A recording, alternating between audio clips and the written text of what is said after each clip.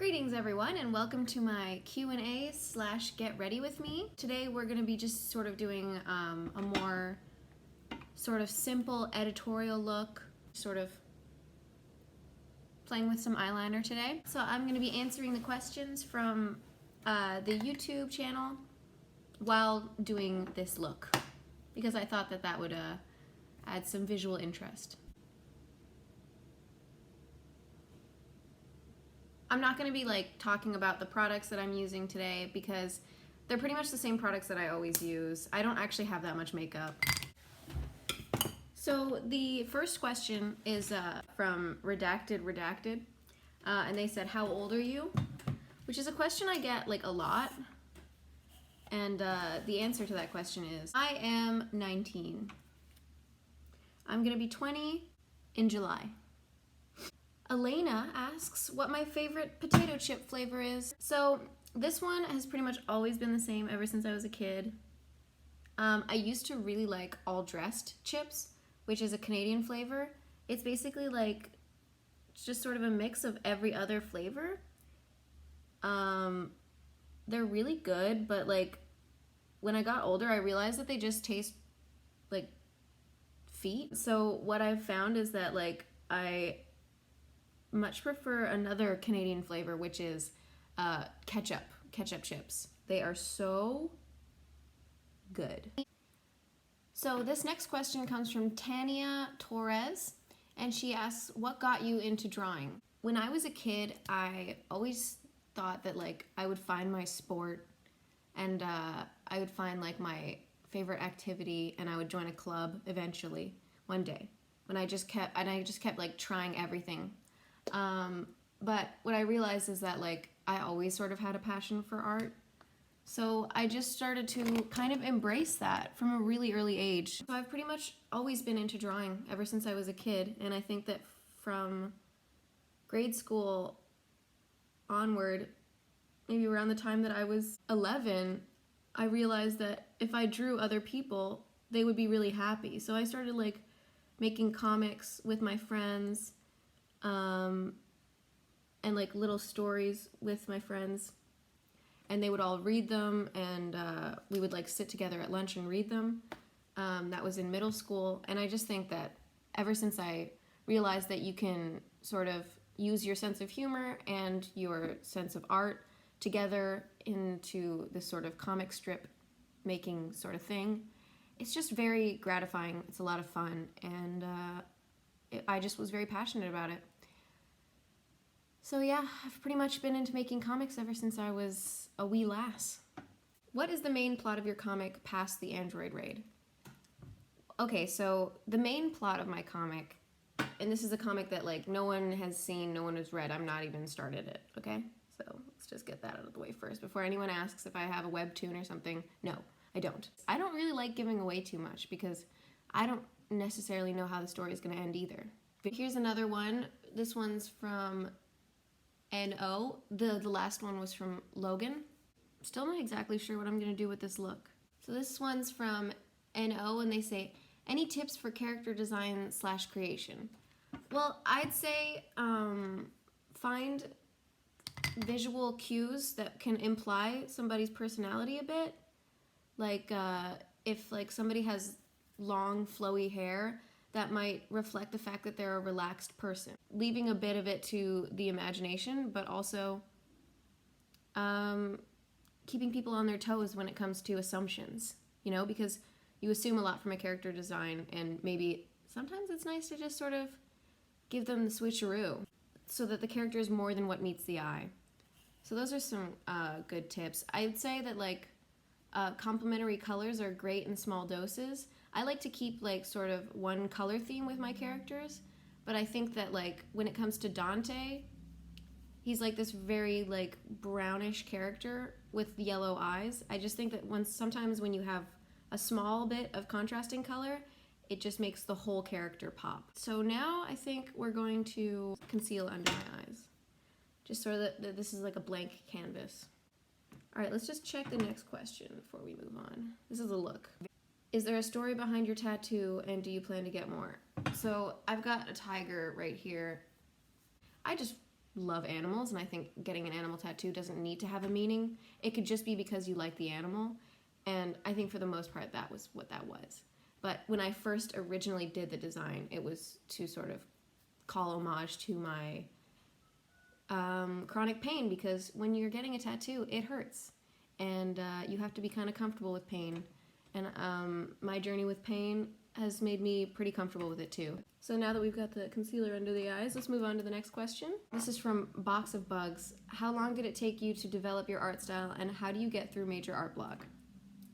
When you're going through an art block, I don't think it's like the most important thing is to just get back into it. I think that it's important to like change the way that you're drawing, because you need to know that like there isn't only one way to draw things. And sometimes I think art block is just your brain's way of saying like, I'm sick of doing the exact same thing. Like there has to be more. When you're going through an art block, just try something that you've never done before. Try like an exercise that you've never done before. When it comes to changing styles and stuff, I think it's important to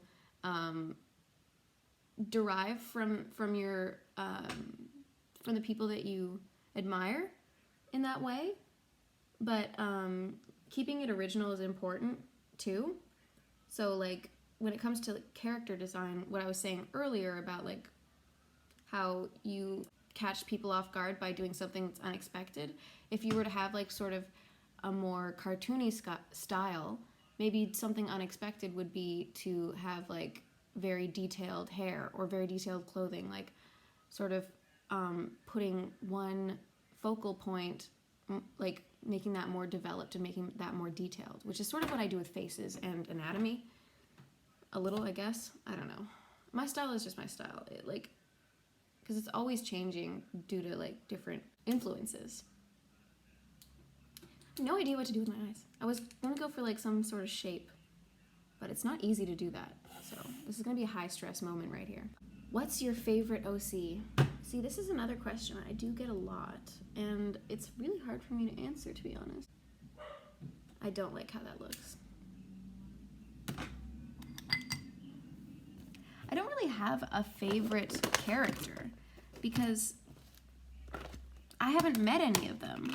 That's what I always say. I don't know them. How would I know which one I like best?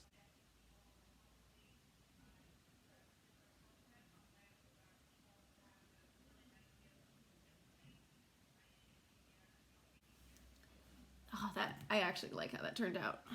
That's good. So now we're gonna answer some more questions, guys. What's your first OC?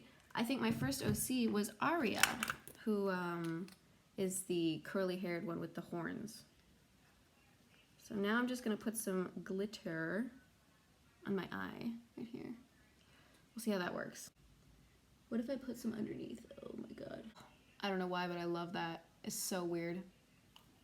What? What are you looking at? That's what I've got so far. But May, it's not even. It's pretty close, okay? What are you, the even police? Well, you're not. So Exclusive Pastel asks, what's a weird niche YouTube category of videos you enjoy? And how has quarantine affected your art habits / art in general? I think it's really affected me, just generally, because like I've had bad art blocks before, but this one is bad. Niche YouTube, I'd say I am kind of obsessed with watching like time-lapse videos of food rotting, which are like which is weirdly niche, I know. And then like another weird niche one, I just really like stuff that's like time-lapsed or slow motion. So I really like slow motion videos. It doesn't look great, so I think the blush will like even out that dark tone. When did I start getting into singing? I think ever since my mom gave birth to me, I have like wanted to sing. There are like recordings of me as a baby before I even really knew how to speak where I'm singing. It's just something that I enjoyed doing for my entire schooling experience as well. Joined a lot of choirs, yeah. Are you writing any? Okay, why don't you color a lot of your drawings? That was also from Audrey. Audrey asks, why don't I color my drawings? It's sort of a habit. It's not that I don't want to color my drawings, because like I just used to not have the energy, because I didn't really know color theory and different coloring like styles. But now that I do, I definitely like could draw more in color, but it's just out of lazy habit. I think that's why I just like the immediate gratification of drawing a picture and then it's done. That's why I like ink. It's very immediate gratification. You get what you get. First layer is the last layer. And yeah, but I do want to get more into coloring. Paul Davis asks, what's the whole story of Ren? Which is a great question. Oh, who is she? Who is she? The story of Ren. When I was 11 years old, me and my sister had been begging for a dog since we were really young, and they finally gave in because we were both old enough to be able to take care of the dog with our parents. This was when my sister was 13. So me and her were like super excited. My sister was like into it, okay? She immediately went onto Kijiji, which is like Canadian eBay, and was looking around for a dog. So it was pretty soon after that that we had found a dog that was hypoallergenic because my mom and my sister are allergic to fur. And he was bred on a farm in the countryside. So we had to go on a long drive out of the city. And we met Ren when he was only a few weeks old. He was like a tiny little sausage. He was so cute. I can't even describe it in words. We waited a couple more weeks for him to be old enough to say goodbye to his mommy.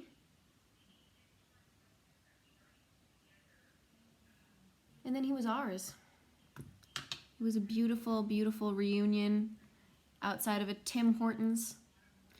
And we took him into our car. He was crying the entire time we drove back because I just think that he was so confused and so scared. And he cried the first time we were home because he just stuck in this little cage, didn't know what was going on. But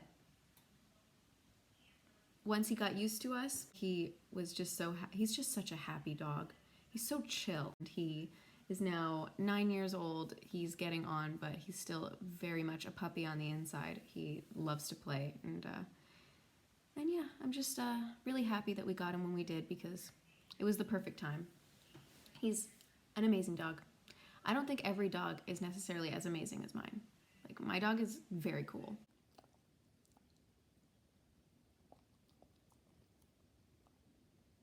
We're just gonna add a little bit of this to my eyelid because it's like supposed to be a lipstick, but I actually love it as like an eyeshadow. It's so glossy. I think we're gonna do a pink lip with this big pink one. Oh.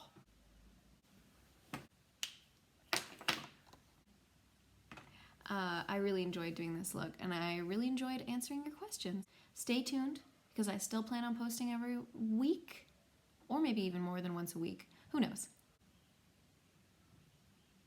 Feel free to subscribe to my channel, and I love you. Bye.